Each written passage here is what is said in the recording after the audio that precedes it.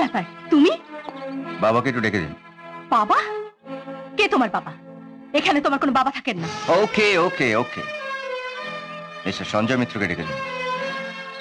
উনি এখন কাজ করছেন। কাজটা পরে করলে চলবে, আমি নিজের ইচ্ছে এখানে আসিনি, উনি আমাকে ডেকে পাঠিয়েছেন। তুমি এখানে দাঁড়াও, আমি ওনাকে ডেকে দিচ্ছি। সহ্য।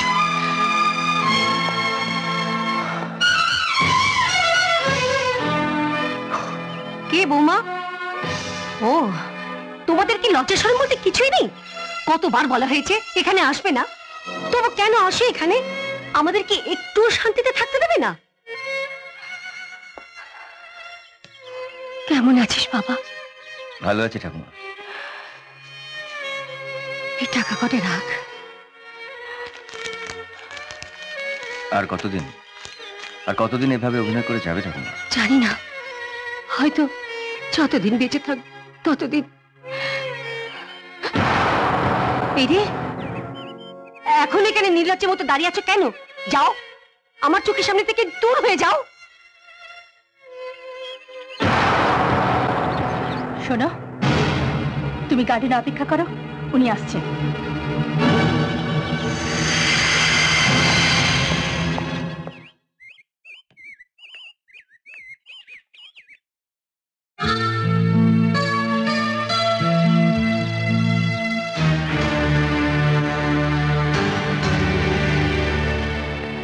আপনি আমাকে ডেকে পাঠিয়েছেন কেন?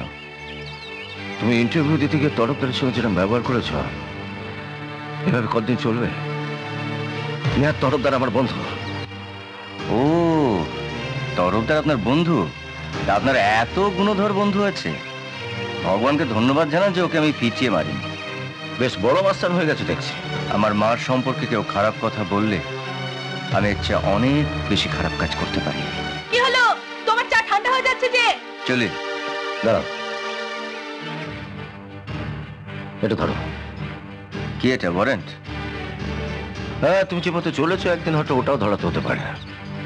যাক, আমার বন্ধু রজার্স নিকলসনের জেনারেল ম্যানেজার, বিদেশ কোম্পানি, তাকে চিঠি লিখে দিয়েছি, দেখালে তোমার চাকরি হয়ে যাবে। না, সেখানে আমার বাবার নাম জিজ্ঞেস করলে কার নাম বলবো সেটা বলে দেবেন না? সেটা তুমি তোমার মাকেই জিজ্ঞেস করো।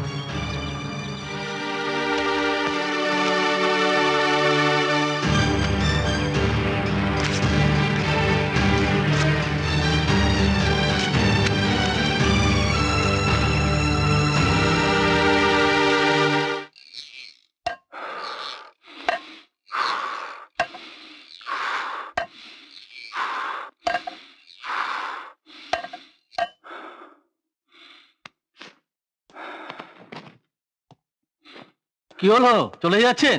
বাপকা বেটা, বাবা ওদিকে দুটো পরিবার নিয়ে ব্যস্ত, ছেলে আবার ওদিকে কোথায় লটকে আছে কে জানে।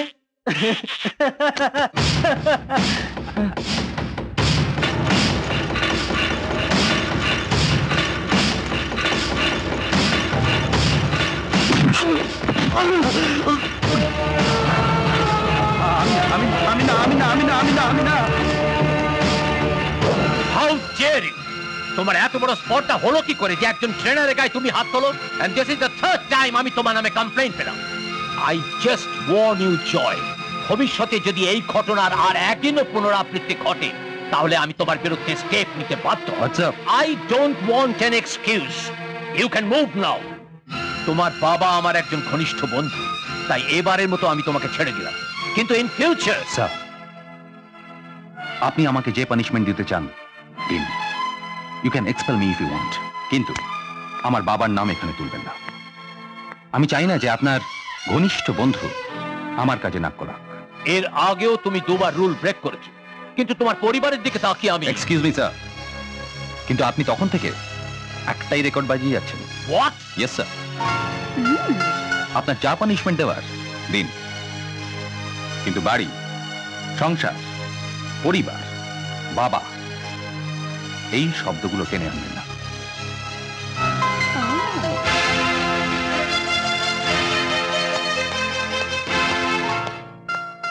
Wow, what a personality! এরকম হ্যান্ডসাম চেহারা আর ও পুলিশে চাকরি করবে? একদম বেমানান। বাপি, ওর ফিল্ম অ্যাক্টর হওয়া উচিত ছিল। বাপি, ওর ক্যারিয়ারে এরকম ড্যামেকশন ঢেলে দিও না। হ্যালো হ্যালো ম্যাডাম, শোন শোন শোন, তুই কি এখানে ওর গুণ গাইতে এসেছিস?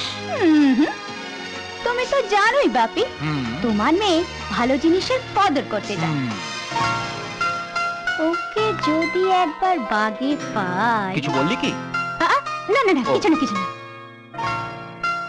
আমার থেকে পালিয়ে যাবে কোথা বাছা ধন, ধরা তোমায় পড়তেই হবে। আমরা দেখুন, পুলিশরা যখন একবার বাড়ি খালি করতে বলেছে তখন তো বাড়ি আপনাকে খালি করতেই হবে। এটা মগের মল্লুক নাকি? হ্যাঁ, আমার বাড়িতে এসে আমাকেই হুমকি দিচ্ছ? যাও যাও যাও যাও, তোমার পুলিন্দাকে গিয়ে বলো তার যা ইচ্ছে সে যেন করে নেয়। দে রে দাঁড়াবো, 51 টাকা বার কর। দিব্যি কেটে বসছি বাবু, বাজার খুব মন্দা, বিক্রি বাট্টা নেই মোটে। এই নেন 21 টাকা।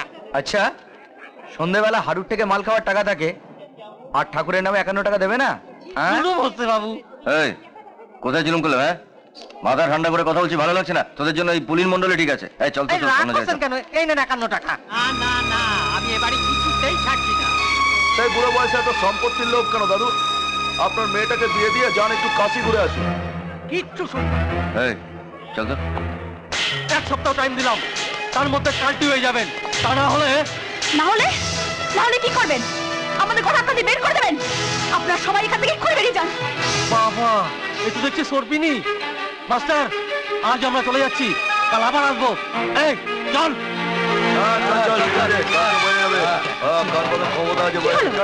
এখনো দাঁড়িয়ে আছেন আপনি? শুনুন না, কিচ্ছু শুনতে চাই না আমি। আমরা কি আপনারা এক্ষুনি যদি না আছে, আমি কিন্তু পুলিশকে ডাকতে বাধ্য হবে এবার। দেখুন, আমরা পুলিন মন্ডলে চামচে, তাই তো? না, আমরা পুলিন মন্ডলে কেউ নয়। চেঁচামেচির আওয়াজ শুনে ওখান থেকে এখানে এসেছি, কিন্তু আর তখন থেকে আপনি চেঁচিয়ে এসে কোনো কথা না শুনে। এই চল তো, চল চল চল। শুনুন, আই এম সরি।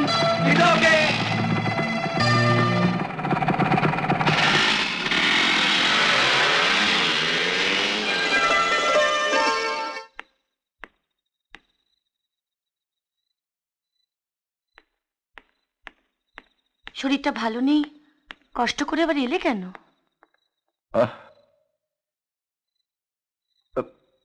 তোমার ছেলে বাধ্য করেছে আমাকে এখানে আসছে। ও যা একদম শুরু করেছে, বেশি দিনের মাথা তুলে চলতে পারবো না। কেন, কি করেছো? ও তো তোমার সঙ্গে দেখা করে এসেছে। হ্যাঁ, দেখা করেছে। আমারই সুপারিশ করা চিঠি আমার মুখের উপর ছিঁড়ে ফেলেছে। আমার এক পুরনো বন্ধু তরফদারের সঙ্গে অত্যন্ত জঘন্য ব্যবহার করেছে। ও যে এইভাবে বেয়ার হয়ে উঠবে, দেখো না, ও যেভাবে চলছে, বেশি দিন এভাবে চললে আমি কিন্তু বাধ্য হব বিজুকে আমার ছেলে বলে না ভাবতে। ভুলে যান, আজ থেকে ভুলে যান যে আমি আপনার ছেলে। বাবা হয়ে কি কর্তব্য করেছেন আপনি যে আজ হঠাৎ আপনি বাবা সাজতে চাইছেন? বিজু, আজ আপনি এসছেন বাবা সাজতে।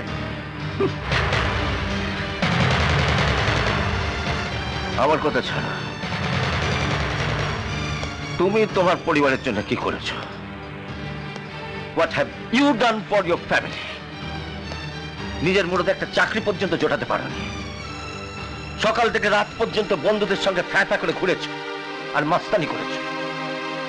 এই ঘর ছেড়ে সারা দুনিয়ার ঠেকা নিয়ে বসে আছো। এই তোমার বয়সে আমি নিজের যোগ্যতায় বাড়ি, গাড়ি, সম্মান, সম্পত্তি সবকিছু অর্জন করেছি, এবং সৎ পথে। আর কথায় কথায় অপমান করার মতো বাবাও আমার ছিল না। বেঁচে গেছিলেন, বেঁচে গেছিলেন যে রক্ষিতার ছেলে বলে অপমানিত হতে হয়নি। ব্যাস, আর একটা কথা না, তুমি আমার ভালো রূপটাই দেখেছ, অন্য রূপটা দেখোনি।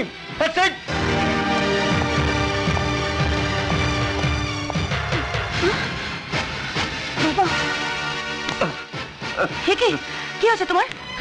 শরীর খারাপ লাগছে নাকি? না কিছু হয়নি, না কিছু হয়নি, আমি চলে যাবো। একে গো, তোমার গা তো জ্বরে পুড়ে যাচ্ছে। না কিছু হয় না, আমি ঠিক যেতে পারবো, আমি ঠিক যেতে পারবো। বিজু,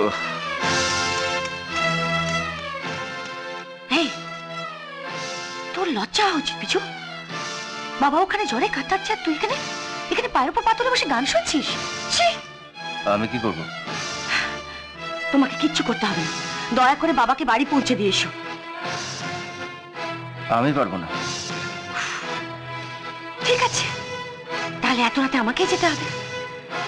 কিন্তু একটা কথা মনে রেখো, এত রাতে তোমার বাবাকে বাড়ি পৌঁছতে গেলে হাজারো লোকে যে সমস্ত কথা আমাকে বলবে, এগুলো তুমি সহ্য করতে পারবে তো?